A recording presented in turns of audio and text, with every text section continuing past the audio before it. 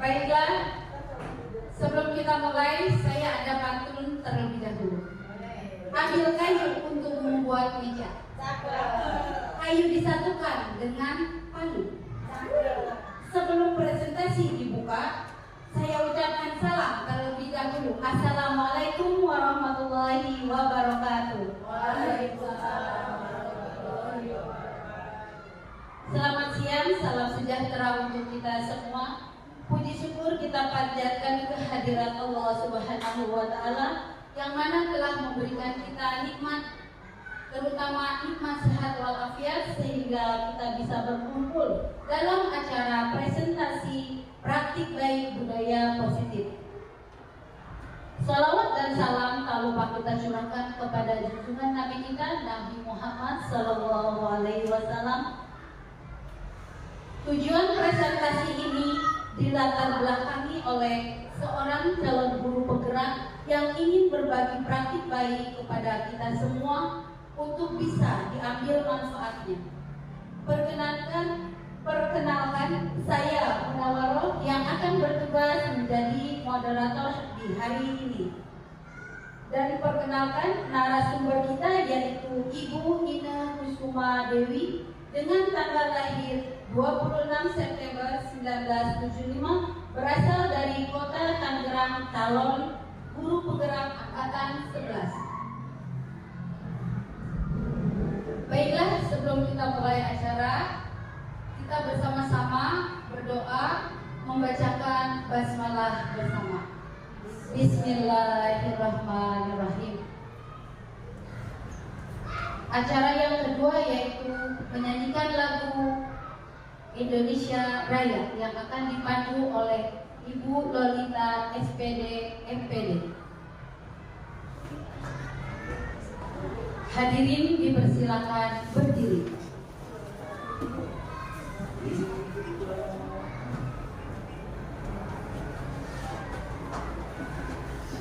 Hiduplah Indonesia Raya Tudua, Indonesia tanah airku, tanah tumpah darahku.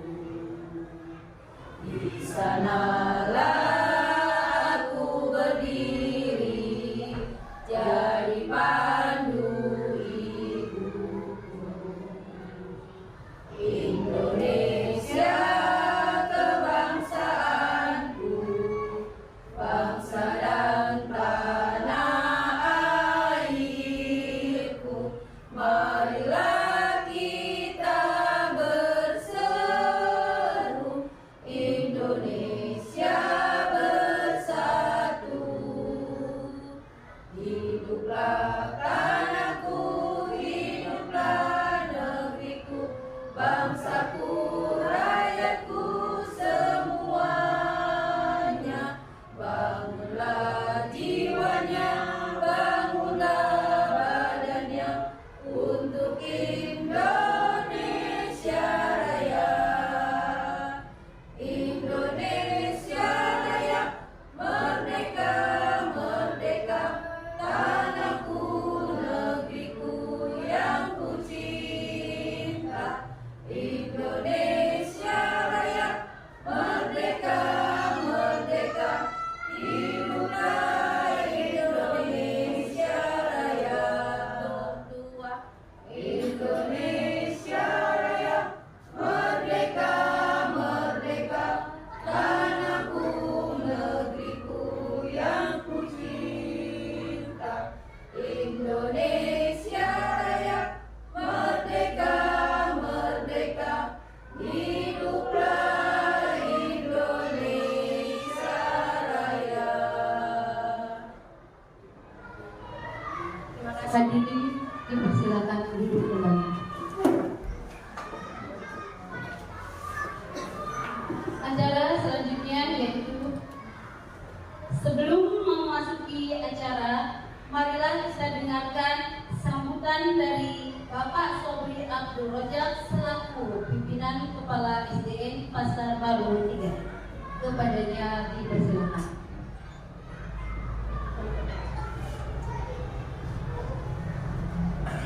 Bismillahirrahmanirrahim. Assalamualaikum warahmatullahi wabarakatuh. Yang terhormat Bapak Ibu sekalian, Dewan Guru SD Pasar Baru 3, yang terhormat Ibu Ina Kusuma Dewi, calon guru penggerak angkatan ke-11 Kota Tangerang, yang pada hari ini akan memberikan presentasi budaya positif untuk kita semua.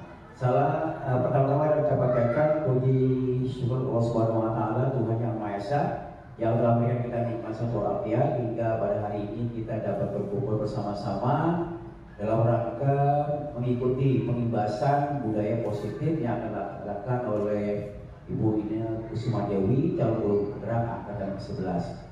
Kemudian salam serta selawat tidak lupa kita sanjungkan dari Nabi Muhammad SAW. Mudah-mudahan kita menjadi generasi baik teman. Bapak Ibu sekalian, bahwa program guru penggerak untuk angkatan ke-11 ini sudah melaksanakan atau sudah menginjak pada modul 1.4, yaitu budaya positif. Nah, pada hari ini mungkin dari guru penggeraknya, dari Bu Ina, mendapat tugas untuk pengibasan budaya positif dengan harapan atau dengan tujuan bahwa nanti setelah kita ada pengibasan dari Bu Ina tentang apa itu budaya positif, kita dapat mengimplementasikannya dalam kelas kita masing-masing maupun dalam kegiatan program sekolah. Kemudian dalam kegiatan ini juga, ini mungkin salah satu syarat ya, persyaratan untuk tugas yang diberikan pada guru penggerak angkatan ke-11 ini untuk menyelesaikan modul 1.4, yaitu tentang budaya positif. Sekali lagi, mari kita ikuti pengibasan yang dilakukan Bu Ina. Mudah-mudahan apa yang disampaikan Bu Ina dapat bermanfaat buat kita semua untuk kedepannya bagaimana kita nanti mengelola kelas, menerapkan budaya positif di lingkungan sekolah kita. Mungkin itu saja yang belum saya sampaikan. Lebih kurang saya mohon maaf. Wassalamualaikum warahmatullahi wabarakatuh.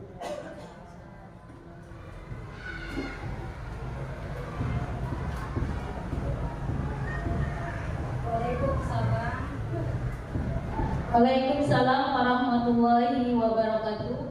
Terima kasih atas sambutannya. Mudah-mudahan ilmunya nanti bisa diimplementasikan dan bisa diterapkan di sekolah kita. Amin ya rabbal alamin. Baiklah, kita dengarkan paparan materi atau presentasi dari Ibu Ina Kusuma Dewi. Kepadanya disilakan.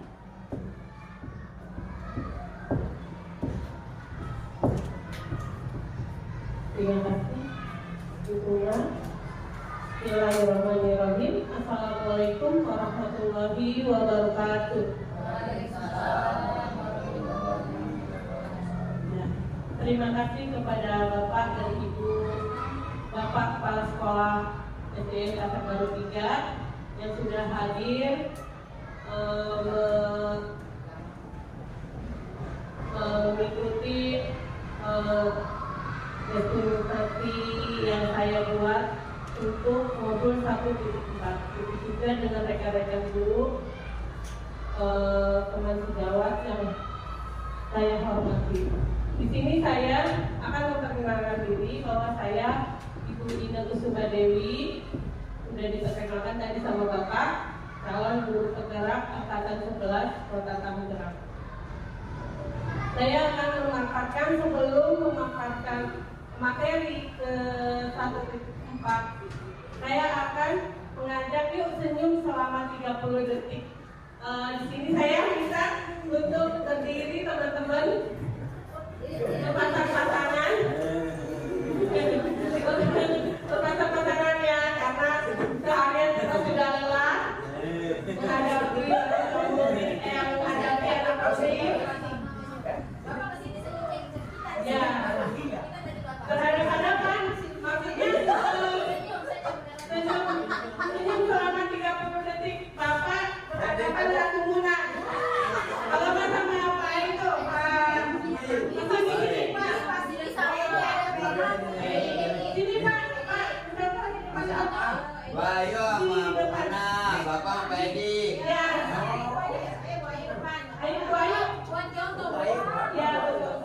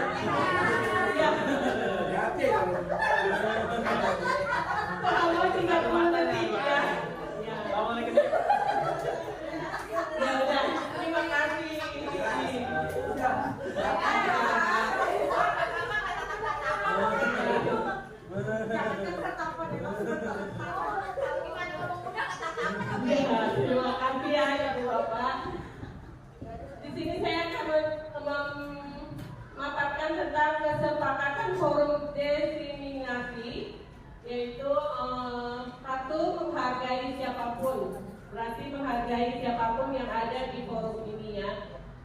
Dua, menjadi pendengar yang baik. Kalau mendengarkan dengan baik pemaparan yang akan saya berikan. Tiga, merespon pertanyaan atau moderator atau pemateri. Dan yang keempat yaitu bersikap sopan.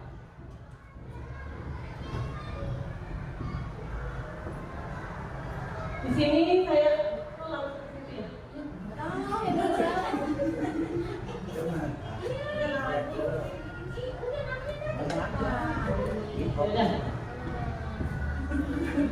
Nah, seorang guru yang baik harus memiliki kemampuan dalam mewujudkan budaya positif di sekolah.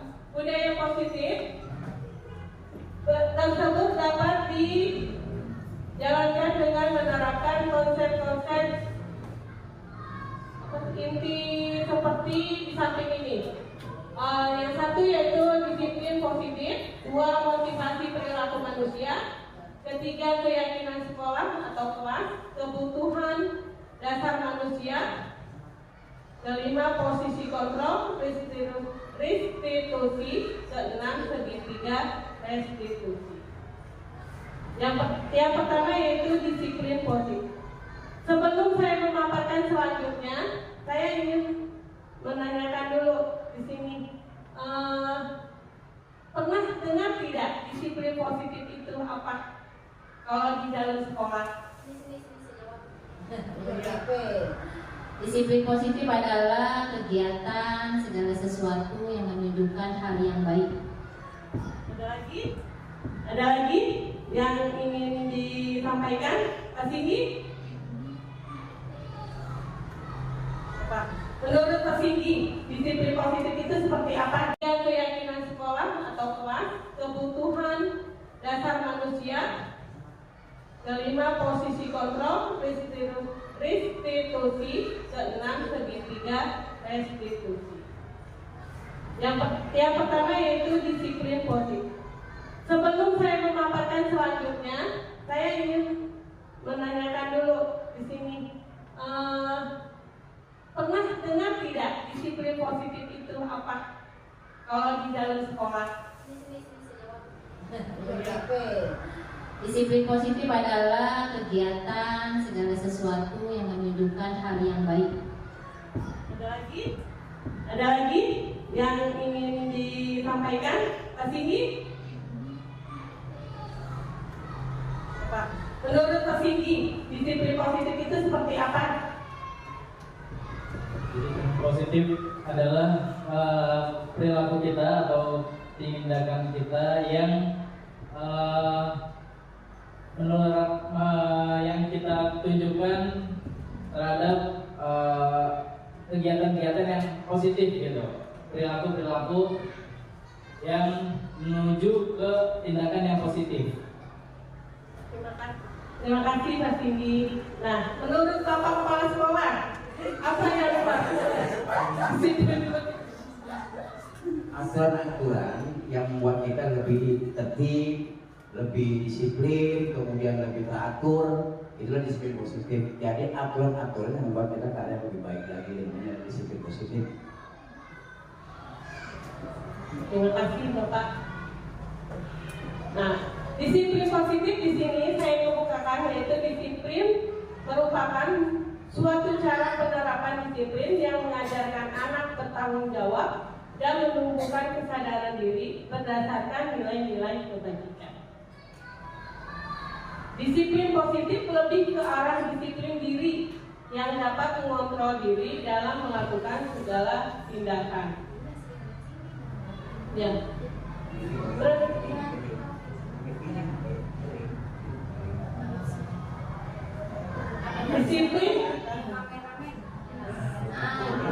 Disiplin diri dapat membuat murid memahami dan menyadari berdasarkan motivasi internal, bukan akibat paksaan, ujian ataupun hukuman.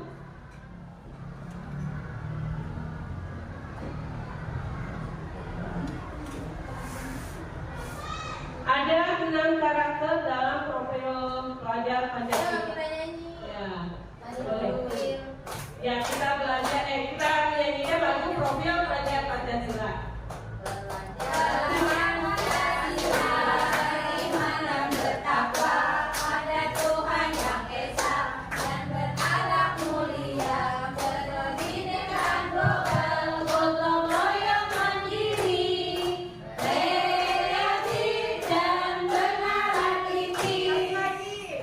Pelajar Pancasila beriman dan bertakwa pada Tuhan Yang Esa dan berakhlak mulia, berkebinekaan global, gotong royong mandiri, kreatif dan bernalar kritis.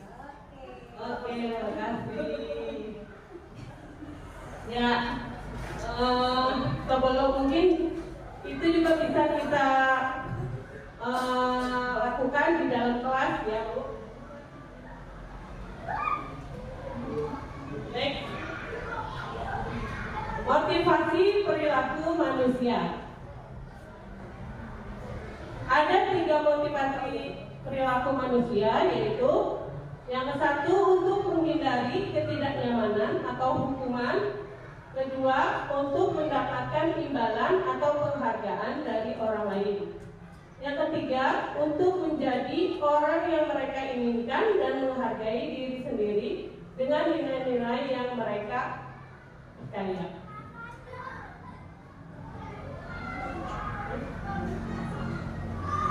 Nah, di sini kita membuat keyakinan sekolah atau kelas.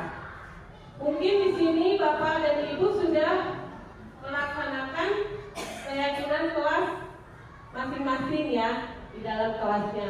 Dan saya ingin tahu coba guru kelas 1 bagaimana membuat keyakinan kelasnya di dalam kelas. Silakan Bu Haji aja.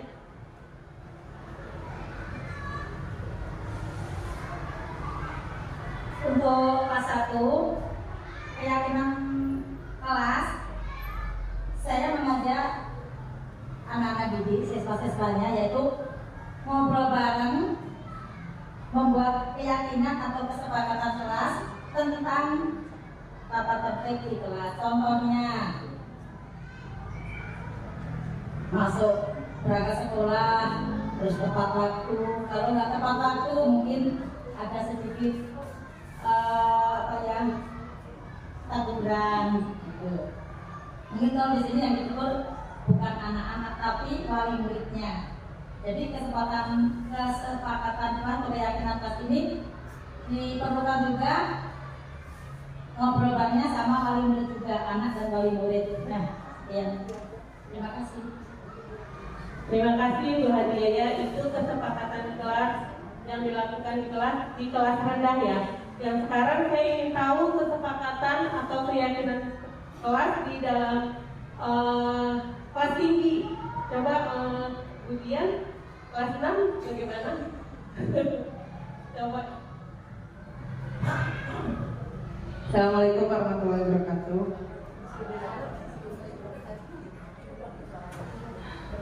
Untuk kelas 6, ketika membuat keyakinan kelas, kami berdiskusi bersama apa yang dicita-citakan oleh siswa kelas 6-nya, ingin menjadi kelas seperti apa. Ingin diakui ya, kebutuhan dasarnya, ada 5 kebutuhan dasar manusia yang ingin diakui, terusnya apa namanya? Diakui, terusnya ingin dihargai, terusnya mendapatkan kasih sayang, terusnya pengakuan, satu lagi saya lupa.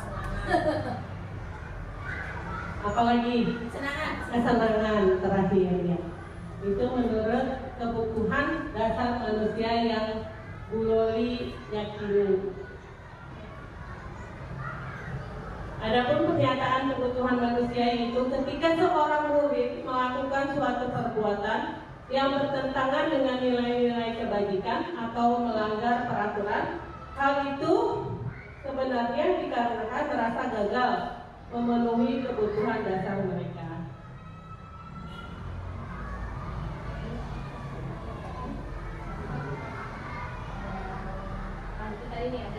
Ya, nah ini kebutuhan dasar manusia yaitu ada 5, yaitu 1. Bertahan hidup, 2. Kasih sayang dan rasa diterima, 3. Penguasaan, 4. Kebebasan, dan 5. Kesenangan.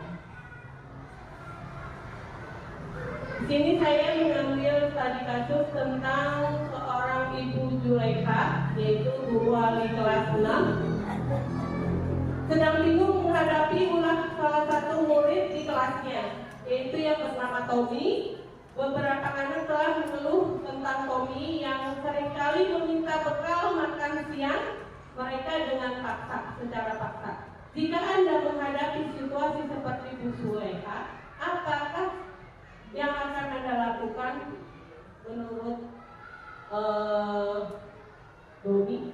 Bukan menurut Doni ya, maksudnya menurut Ibu dan Bapak di sini tentang sikap Tommy yang selalu memaksakan meminta bekal atau ibaratnya di sini apa katanya alak ya, alak gitu. Ada yang ingin disampaikan lagi? Tentang kasus itu kalau misalnya itu Zulaikha, ibu Zulaikha tuh, ya, wajib jadi ibu Zulaikha.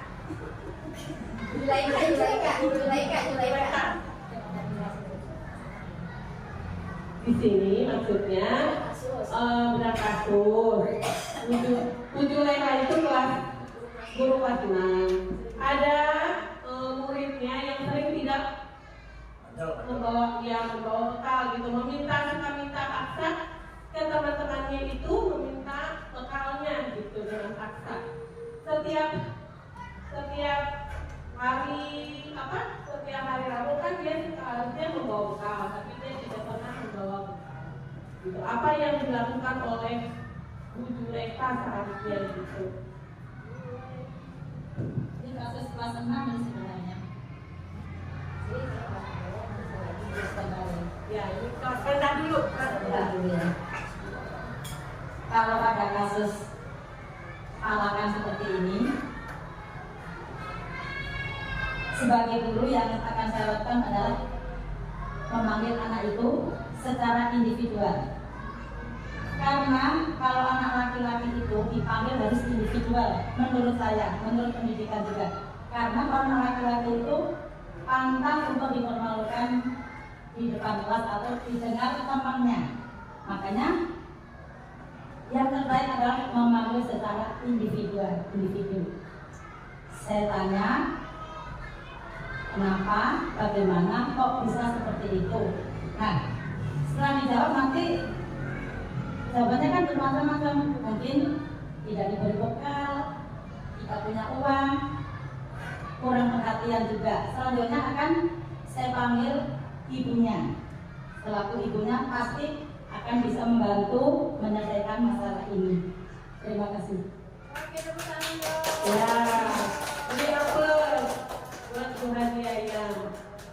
Itu jawaban dari kelas rendah. Sekarang saya ingin mengetahui jawaban dari kelas tingginya. Coba. Bagaimana? Ya, Pak Bu. Assalamualaikum warahmatullahi wabarakatuh. Untuk tadi kasus seperti yang terjadi terhadap Doni, untuk kelas tinggi mungkin saya selaku guru akan menanyakan dulu kepada Doni kenapa dia bisa melakukan hal seperti itu. Kemudian mencari tahu lebih dalam lagi apa sih yang menyebabkan anak ini bisa melakukan hal tersebut. Kemudian kalau belum ada perubahan tingkah laku, mungkin akan memanggil orang tuanya untuk dimintai keterangan kenapa anaknya bisa melakukan perbuatan seperti itu. Apakah orang tuanya tidak memberikan dia bekal atau bagaimana? Demikian, terima kasih. Oke, tepuk tangan dong. Oke, buat Sumi. Ya. Dari jawaban kedua kasus itu berarti kita bisa melihat bahwa permasalahannya bisa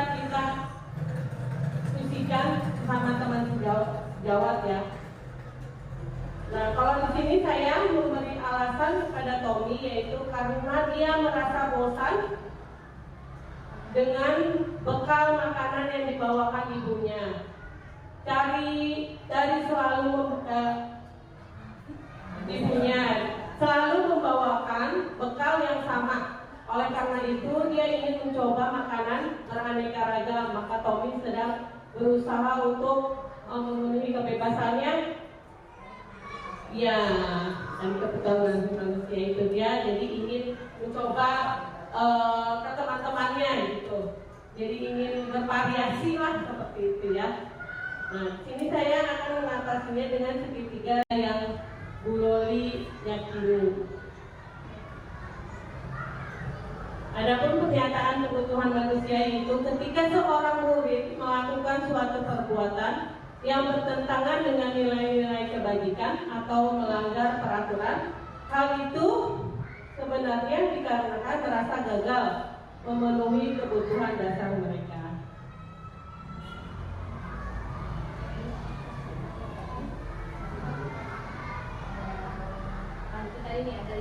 Ya, nah ini kebutuhan dasar manusia yaitu ada 5, yaitu 1. Bertahan hidup, 2. Kasih sayang dan rasa diterima, 3. Penguasaan, 4. Kebebasan, dan 5. Kesenangan.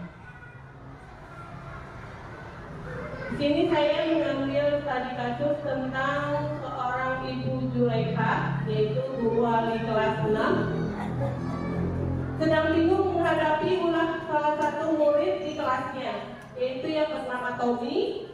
Beberapa anak telah mengeluh tentang Tommy yang seringkali meminta bekal makan siang mereka dengan secara paksa. Jika Anda menghadapi situasi seperti Bu Zulaikha, apakah yang akan Anda lakukan menurut Doni? Bukan menurut Doni ya, maksudnya menurut Ibu dan Bapak di sini tentang sikap Tommy yang selalu memaksakan meminta bekal atau ibaratnya di sini apa katanya alat ya, alat gitu. Ada yang ingin disampaikan lagi tentang kasus itu kalau misalnya itu Zulaikha ibu aku ya wajib jadi ibu Zulaikha.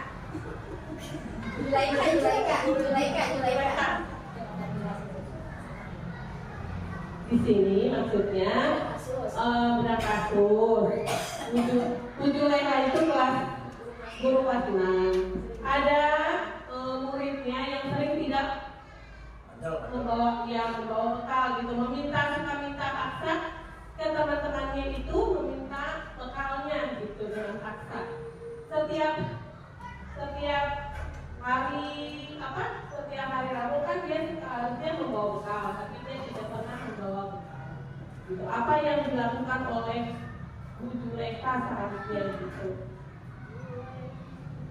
Ini kasus kelas 6 ini sebenarnya. Ya, ini kelas rendah dulu. Ya. Kalau ada kasus alakan seperti ini, sebagai guru yang akan saya lakukan adalah memanggil anak itu secara individual.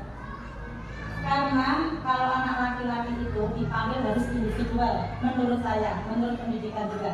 Karena kalau anak laki-laki itu pantas untuk dipermalukan di depan kelas atau didengar temannya. Makanya yang terbaik adalah memanggil secara individu. Saya tanya, kenapa, bagaimana, kok bisa seperti itu? Nah, setelah dijawab nanti jawabannya kan bermacam-macam. Mungkin tidak diberi bekal, tidak punya uang, kurang perhatian juga. Selanjutnya akan saya panggil ibunya. Selaku ibunya pasti akan bisa membantu menyelesaikan masalah ini. Terima kasih. Oke, tepuk tangan dong. Ya, ini aplaus buat Bu Hadiaya. Itu jawaban dari kelas rendah. Sekarang saya ingin mengetahui jawaban dari kelas tingginya. Coba. Bagaimana? Ya, Pak Bu. Assalamualaikum warahmatullahi wabarakatuh. Untuk tadi kasus seperti yang terjadi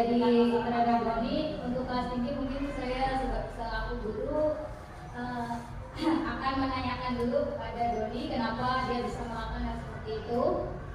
Kemudian mencari tahu lebih dalam lagi apa sih yang menyebabkan anak ini bisa melakukan hal tersebut. Kemudian kalau belum ada perubahan tingkah laku, mungkin akan memanggil orang tuanya untuk dimintai keterangan kenapa anaknya bisa melakukan perbuatan seperti itu. Apakah orang tuanya tidak memberikan dia bekal atau bagaimana? Demikian, terima kasih. Oke, tepuk tangan dulu. After buat Sumi. Ya. Dari kedua kasus, dari jawaban kedua kasus itu berarti kita bisa melihat bahwa permasalahannya bisa kita diskusikan sama teman sejawat ya. Nah, kalau di sini saya memberi alasan kepada Tommy, yaitu karena dia merasa bosan dengan bekal makanan yang dibawakan ibunya. Dari selalu ibunya selalu membawakan bekal yang sama. Oleh karena itu dia ingin mencoba makanan beraneka ragam. Maka Tommy sedang berusaha untuk memenuhi kebebasannya. Ya, dan kebetulan manusia itu dia jadi ingin mencoba ke teman-temannya gitu. Jadi ingin bervariasi lah seperti itu ya. Nah, sini saya akan mengatasinya dengan segitiga restitusi.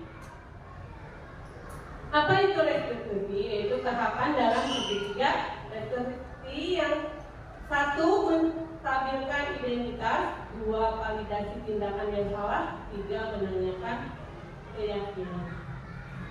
Menstabilkan identitas yaitu menstabilkan identitas dilakukan berdiskusi berdasarkan prinsip bahwa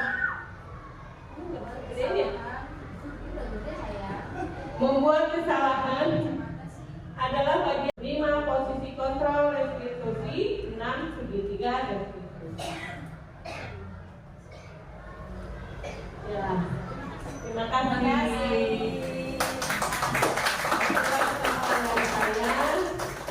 Mudah-mudahan apa yang saya paparkan tadi bisa bermakna dan bermanfaat untuk ibu dan bapak di sekolah atau di kelas ibu masing-masing.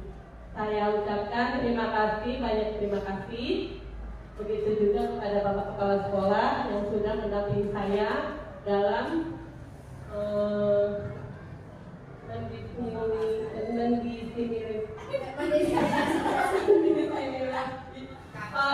tentang modul 1.4 ini. Bila ada kata-kata saya yang salah, mohon maaf. Manusia juga punya salah dan tidak ada manusia yang sempurna, hanya Allah yang sempurna. Terima kasih. Wabillahi taufiq wal hidayah. Wassalamualaikum warahmatullahi wabarakatuh. Saya kembalikan ke moderator.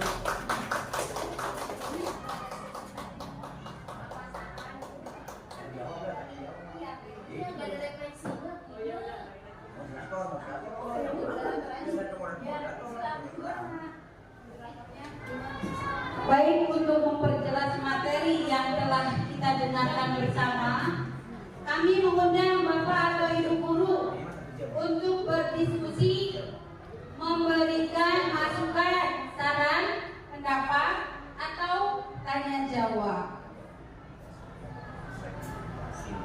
Untuk kesempatan ini kami buka sesi pertama dengan 3 penanya.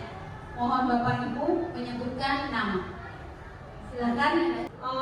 Di sini tentang budaya positif yang baik dan benar menurut ibu dan bapak kalian. Menurut saya seperti itu.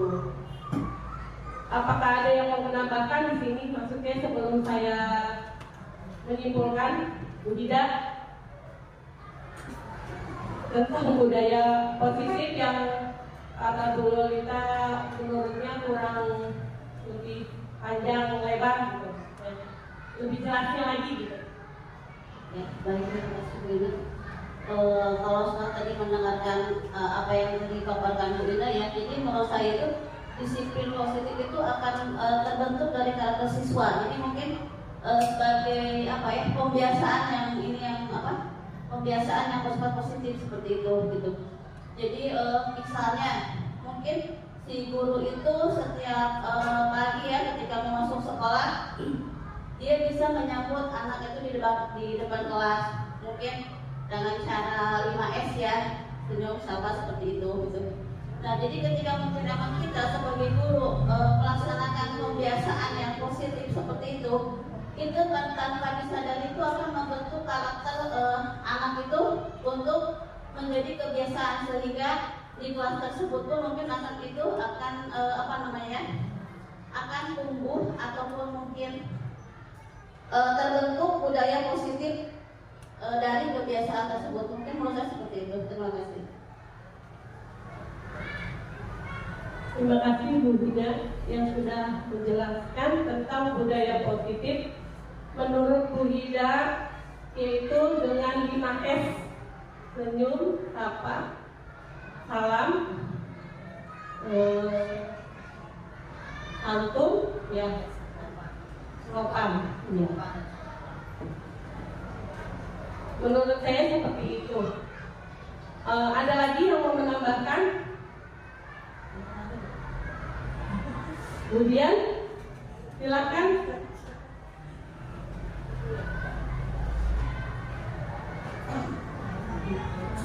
Assalamualaikum warahmatullahi wabarakatuh.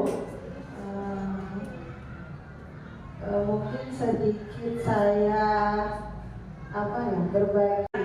Ketika kamu melakukan itu, kamu menjadi orang yang seperti apa? Nah, itu pertanyaan setiap anak yang mengalami studi kasus. Di sini saya menyimpulkan yaitu seorang guru yang baik harus memiliki kemampuan dalam mewujudkan budaya positif di sekolah. Budaya positif tersebut dapat dijelaskan lagi gitu. Ya, baik, terima kasih Bu Ina. Kalau sekarang tadi mendengarkan apa yang dipaparkan Bu Ina ya, jadi menurut saya itu disiplin positif itu akan terbentuk dari karakter siswa. Jadi mungkin sebagai apa ya, pembiasaan yang ini yang apa, pembiasaan yang bersifat positif seperti itu gitu. Jadi misalnya mungkin si guru itu setiap pagi ya ketika mau masuk sekolah dia bisa menyambut anak itu di depan kelas, mungkin dengan cara 5S ya, senyum, sapa, seperti itu gitu. Nah, jadi ketika memang kita sebagai guru melaksanakan pembiasaan yang positif seperti itu tanpa disadari itu akan membentuk karakter anak itu untuk menjadi kebiasaan, sehingga di kelas tersebut pun mungkin anak itu akan akan tumbuh ataupun mungkin terbentuk budaya positif dari kebiasaan tersebut. Mungkin menurut saya seperti itu. Terima kasih. Terima kasih Bu Ida yang sudah menjelaskan tentang budaya positif menurut Bu Ida, yaitu dengan 5S: senyum, sapa, salam, antum, ya, sopan, ya. Menurut saya seperti itu. Ada lagi yang mau menambahkan? Kemudian silakan.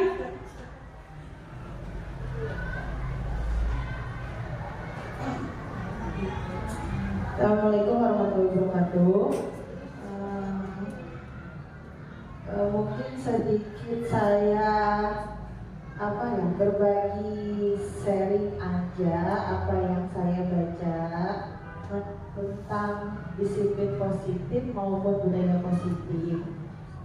Jadi intinya mah di dalam disiplin positif itu harus terbentuk pada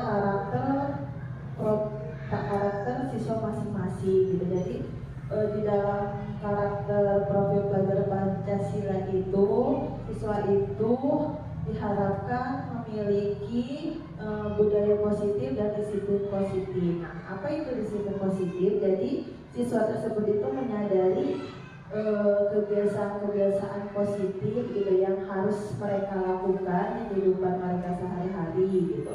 Selain itu juga disiplin positif itu akan membentuk karakter mereka menjadi pribadi yang lebih baik lagi gitu. Jadi semakin mereka menanamkan disiplin positifnya, maka mereka akan mewujudkan yaitu karakter profil pelajar Pancasila itu sendiri gitu. Jadi intinya mah melalui pembiasaan yang dilakukan di sekolah gitu, diharapkan di dalam kurikulum Merdeka ini disiplin positif itu ada di setiap siswa tersebut gitu. Terima kasih. Terima kasih. Itu pemaparan dari bagaimana Bu Loli? Ya, terima kasih. Terus untuk terakhir ya refleksi aja, langsung refleksi.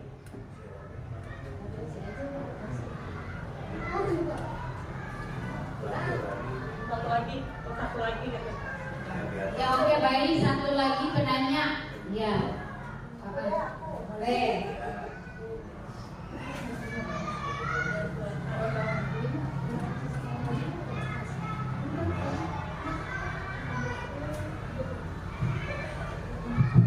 Oke, terima kasih kepada narasumber dan moderator yang telah memberikan saya kesempatan untuk bertanya. Pertanyaan saya ini tentang studi kasus ya Bu. Bagaimana jika ada seorang siswa yang berulang-ulang kali melanggar kesepakatan kelas gitu, sedangkan kesepakatan kelas sendiri itu kita sekaligus kita mendiskusikan konsekuensinya gitu atau hukuman-hukumannya gitu. Nah, jika siswa tersebut masih tetap berulang kali melanggar kesepakatan kelas itu, apa yang harus kita lakukan sebagai guru gitu? Pasti teman-temannya bakalan protes ya gitu, Bu, si A melanggar terus gitu. Jadi apa yang harus kita lakukan sebagai guru? Terima kasih. Baik, ini tentang tadi kasus ya, tentang bagaimana siswa yang terus-menerus tidak mengulang-ulang, maksudnya tidak pernah kapok-kapok gitu ya. Dalam hal ini saya menyimpulkan bahwa kalau setiap anak itu mempunyai masalah yang berbeda-beda dan kehidupannya pun berbeda-beda. Mungkin dari benar kata Bu Hadiayah tadi, kita panggil secara individual, secara hati ke hati atau berbicara dari hati ke hati tanpa harus menghukum.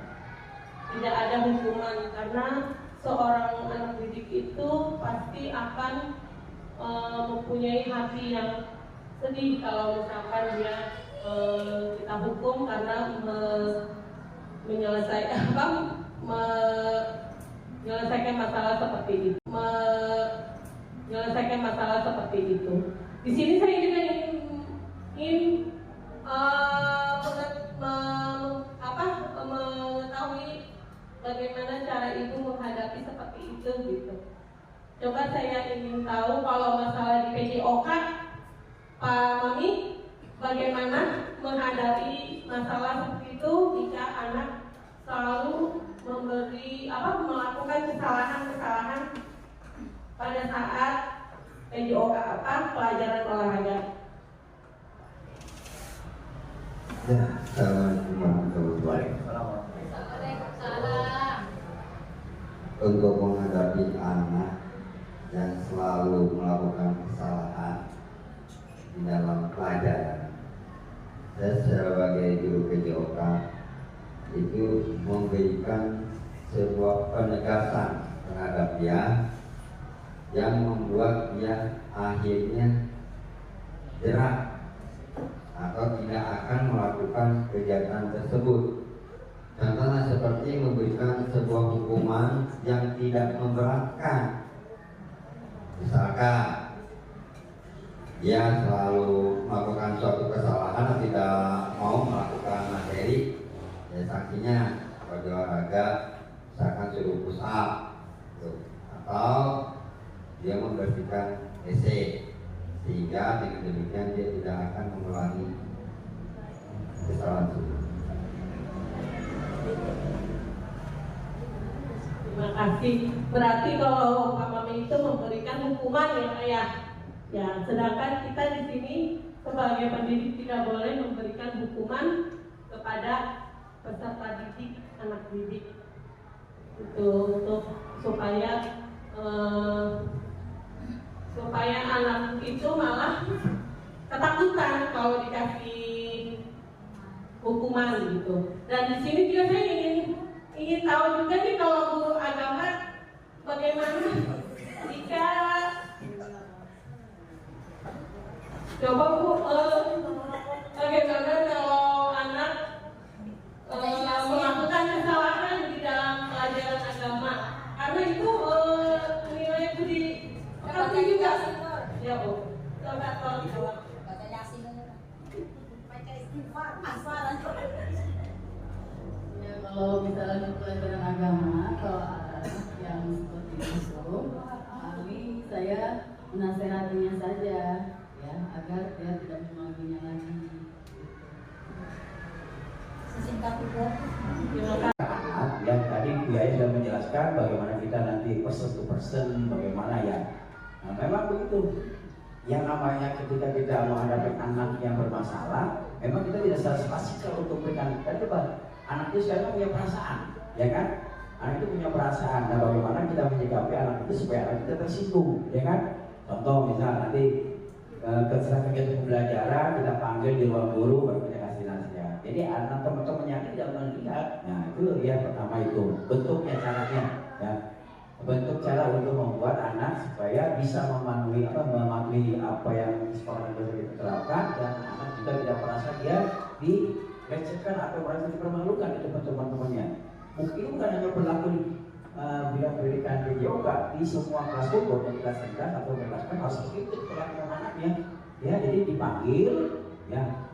Jangan hanya jangan melanggar peraturan, yang melanggar kegiatan pembelajaran kita. Ketika anak datang terlambat, kita nggak boleh langsung mereka tandakan di sini, jangan. Mereka suruh duduk dulu, nanti setelah jam istirahat atau mereka udah tidak ada teman-temannya, baru kita tanyakan kenapa terlambat, apa sih terlambat. Tuh. Kemudian tadi yang dari Budian ya kalau terus-terusan melanggar peraturan, gimana tindakan kita? Nah, ya tadi ya kita terapkan dengan tadi yang menurut Bu Tina katakan ada restitusi dan segitiga. Kalau kita buat keyakinan, kita panggil, kita pendekatan. Nah, hal seperti itu nanti kita dapatkan di program guru penggerak. Jadi bukan hanya hukuman, sebenarnya penghargaan yang penghargaan atau hadiah sebenarnya itu nggak boleh. Satu, kenapa? Penghargaan itu seperti hukuman. Hukuman buat siapa? Hukuman buat yang menerima penghargaan. Satu, ya kenapa? Sebagai hukuman. Kalau yang tidak terima kan jadi bahan recehan tuh. Oh, lu mau juara satu karena begini. Nah, jadi kan itu beban buat anak. Nah, beban juga buat yang di bawahnya yang gak juara. Pilih sama yang juara sebenarnya. Makanya sekarang kan di korner itu, di rapor korner itu sudah tidak ada yang namanya peringkat, sudah nggak ada, dihapuskan peringkat. Makanya tidak ada gitu. Ya makanya itu banyak pelajaran-pelajaran yang kita akan terima di program guru penggerak. Mungkin saja ya jawaban itu tadi yang dari tentang disiplin positif dan budaya positif. Ya jadi sekali lagi kita bisa bedakan budaya positif dengan disiplin positif. Kalau disiplin positif bagaimana kita membuat karakter anak itu menjadi lebih baik. Tapi kalau budaya positif bagaimana kita membuat program atau pembiasaan yang ke arah lebih positif yang akan membuat anak lebih disiplin atau lebih baik ke arah yang lebih baik lagi. Mungkin saja. Terima kasih Bu Ina. Terima kasih Bapak atas paparannya. Kita kembalikan ke moderator.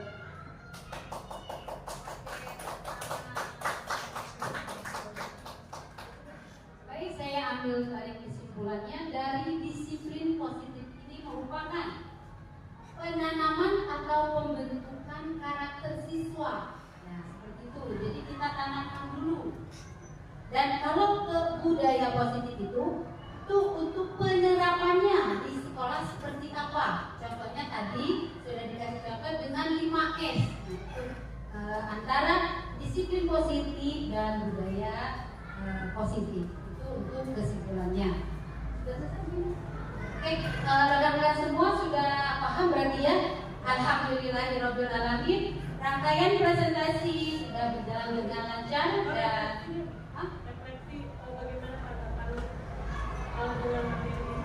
oh boleh. Oke, katanya ada refleksinya buat teman-teman. Gimana refleksinya setelah mendapatkan materi dari teman kita ini? Diberikan 1 atau 2 orang untuk merefleksi. Kelas 1 siapa? Tanggapan saya setelah mengikuti kegiatan ini, jujur saya baru pertama kali ini mengikuti seperti ini, jadi merupakan surprise buat saya. Ternyata menjadi guru penggerak itu meliputi seperti ini, jadi ya berat untuk saya mungkin ya, berat usianya maksudnya.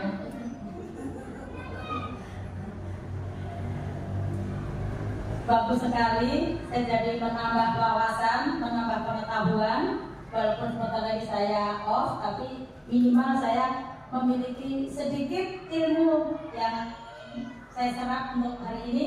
Terima kasih untuk Ibu Ina Kusuma Dewi. Boleh ditambahkan dengan Bu Cici, refleksinya seperti apa? Alhamdulillah dengan adanya ini sudah Ibu Ina paparkan mengenai CGP angkatan 11, tambah wawasan untuk saya untuk kedepannya saya lebih terinspirasi tentang CGP. Semoga saya juga bisa mengikuti kedepannya ikut CGP ya, ditambah ilmu-ilmunya yang sudah dari teman-teman semuanya, dapat inspirasi untuk saya juga untuk semuanya yang belum CGP. Itu saja mungkin saya sampaikan refleksi ini. Terima kasih. Baik, terima kasih untuk kedua refleksi yang telah memberikan refleksinya dan sudah selesai ya. Oke, baik. Akhirnya alhamdulillahirabbil alamin, rangkaian presentasi sudah berjalan dengan lancar dan telah selesai kita ikuti. Terima kasih kepada Ibu Ina Kusuma Dewi yang telah membagikan praktik baiknya kepada kita semua. Semoga ilmu yang diberikan dapat menambah wawasan dan pengetahuan kita semua. Amin ya robbal alamin. Dan rasa terima kasih saya juga kepada Bapak dan Ibu yang telah mengikuti dengan aktif acara diskusi ini berlangsung. Dan saya sebagai moderator mohon maaf jika ada